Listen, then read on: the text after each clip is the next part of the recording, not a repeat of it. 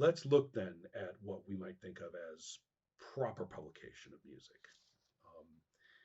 And the first that was discovered, and this is with David's help as well as Gordon's, we are looking at Sabat in 1987 did a flexi disc insert for White Dwarf magazine, number 95, and the it's a 7-inch, 33 RPM. A flexi disc is kind of like a page in a magazine made of record stuff, the polymer records. It's real floppy. It's not as a rigid disc, and it's shaped like a page. It's square, but on a turntable, I mean, the record part is round. So on a turntable, you just put it on there and it rotates and the corners are sticking off, but it plays like a record. They were real common for a while in the 70s and into the 80s, in all sorts of ways. And this one is called, it's short, 7 inches diameter. It's short and it's called, I think it's just one song, Blood for the Blood God.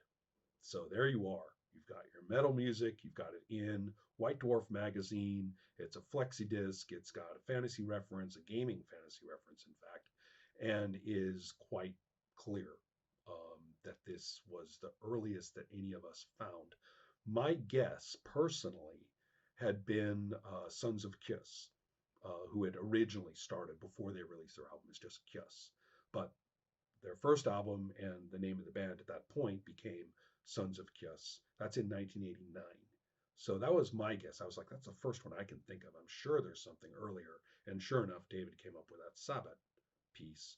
And then with Gordon's help and more discussion, we also discover Dayglow Abortions in 1988. So that comes between the two, in their album Here Today, Guano Tomorrow.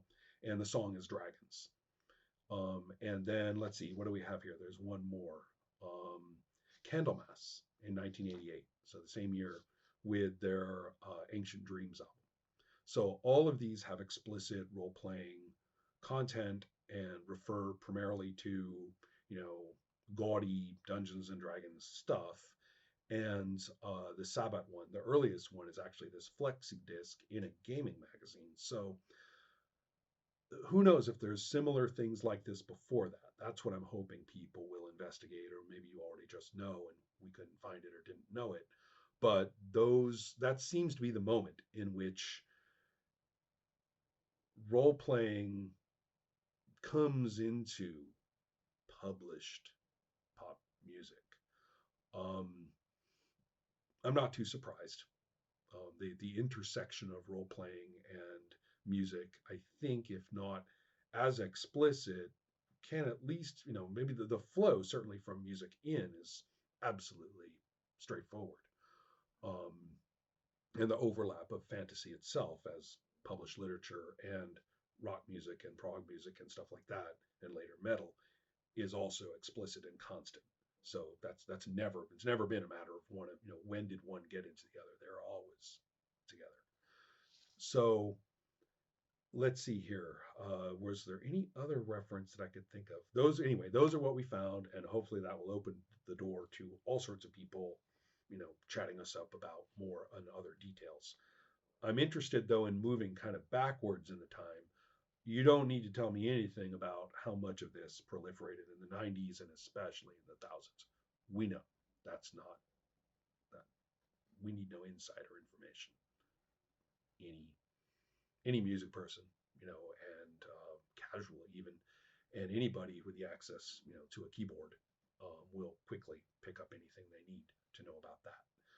There is one more question from Aldo, which concerns Champions Now. And it's a very straightforward question. Here you are, you've organized a game. Presumably you're the game master. That's not necessarily the case. In practice, it's often the case. It is the case for Aldo at present. And this isn't kind of a how-to exactly question. It's more of a personal comparative question, which is, here you have your two statements, and you've passed them out to people, and they have made their characters, and you're getting these characters who are all spins on these statements and the location that's involved. And you look at them and you say, do I have everybody get together now and relate their characters to each other? Or actually, it really doesn't matter for any reason at all. For any reason at all, do we have a get together before we start playing? Related to this is the notion of whether they know. I think the one variable is whether each player knows at all about any of the other characters before play begins. And that's not quite the same as agreeing on anything about it or developing connections among them more or any other pre-play preparation. Not particularly. But the base variable is whether, I sit down to play, do I know who the other characters are at all? To answer this, and bearing in mind that Aldo says, I'm not asking for instruction. He pretty much knows what they're going to do, and they're going to do it that way. And that's how it is. And this is actually a good example of one of those things I was talking about, because as far as that variable is concerned, Champions now says nothing, for exactly the reason I'm talking about. I'm sure there's a way you want to do that. There is one thing that factors into this, though. It may puzzle you that a game that is specifically based on superheroes working together, which may or may not be contentious or have its own even primary conflicts. It might. But the point is that we are talking about what is colloquially known as a superhero group. And I talk about a lot of the variables of the different historical superhero groups in there. But you don't agree on that first and then make up the characters, which would seem only sensible. It's the other way around. Making up the characters, and you look at them, and then, and I think this is better handled as a single person's decision rather than a conference. The conference version tends to turn into kind of a sludge that ends up with a fairly thin or highly stereotyped description. I think it's better if one person looks at those characters, looks at everything they've been thinking about, and says, okay, you're this, and this is why you're together. This is where you are, and here are some people who are relevant to that. This could be as extreme as looking at these four characters made up independently, perhaps, and saying, I think we've kind of there may actually be a family here. I mean, look, you got these details, and somebody says, oh yeah, well, my character, he'll be a buddy of the older guy. And these two characters, well, they're a couple, and that's somebody playing the hothead character, younger character says, oh, and I'm her little brother. And now, once this has been stated, all of a sudden it looks as though you had come up with the family foundation of the Fantastic Four from the start. And notice you had to tweak things. I mean, it didn't say on the one guy's sheet that he's the little brother of someone at all.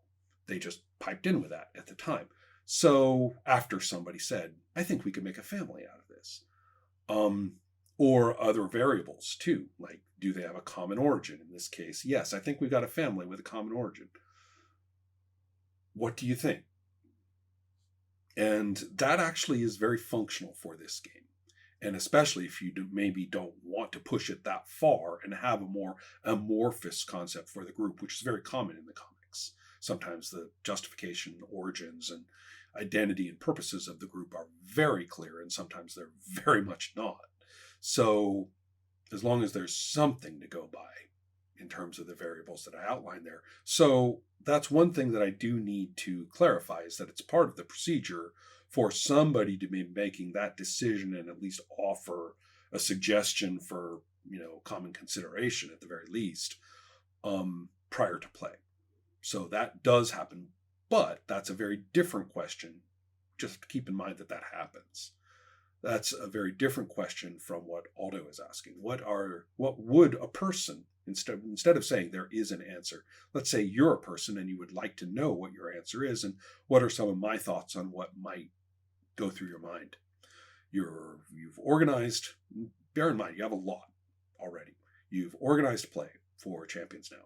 You have provided those two statements. So we've got a sort of powers, heroes statement. We've got a drama statement, if you want to put it that way. And we've got a location, place, and time. So you have those things, and you now have these characters, and characters in this game arrive bursting with situational components.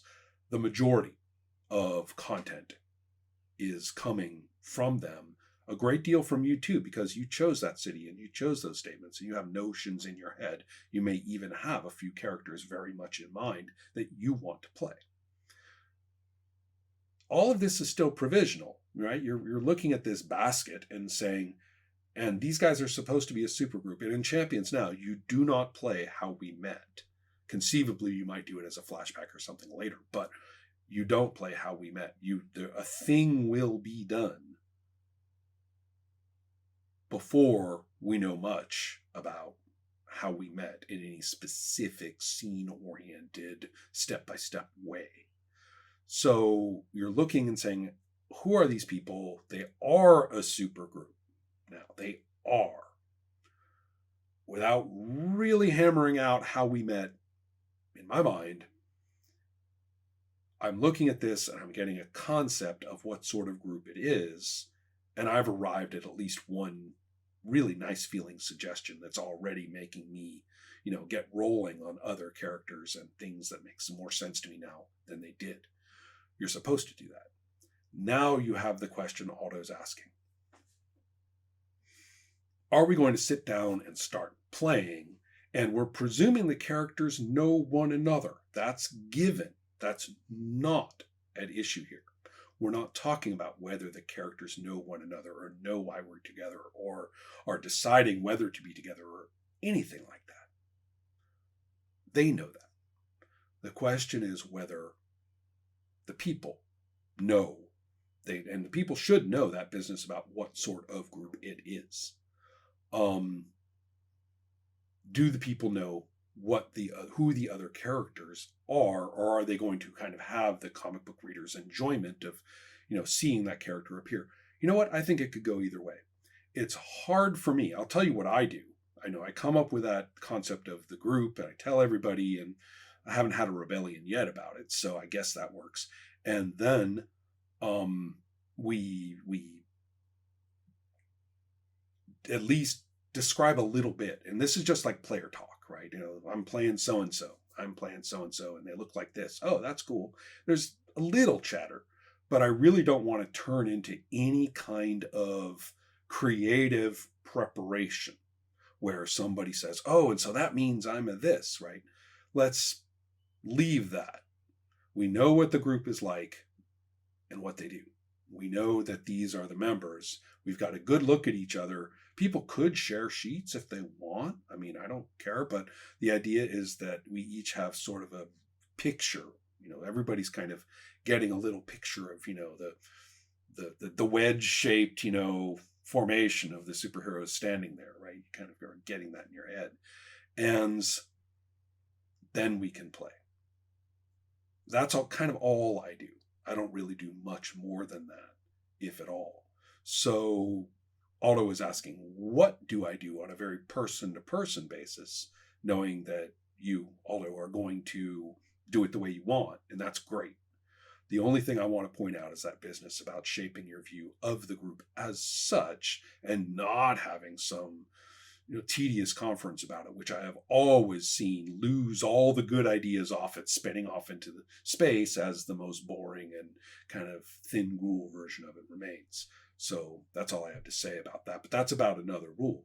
The rule that you're talking about is the rule that you want to do. That's the way I typically do it. I presume I would deviate from it in one direction or the other, where we sit down, the players are naive about one another's characters, or go a little further and have more of a development section, by looking at each other's sheets and perhaps tweaking sheets a little I could see, leaning in one direction or another, depending on the concepts, depending on the characters, depending on the people. So there you are. Hope that makes some sense, and I'm very much looking forward to learning more about this game. All right, so I think that's about it. Thank you so much for all the time and awareness of what's going on at Adept Play, interest in these Q&A, all of that. You're wonderful. Talk to you later.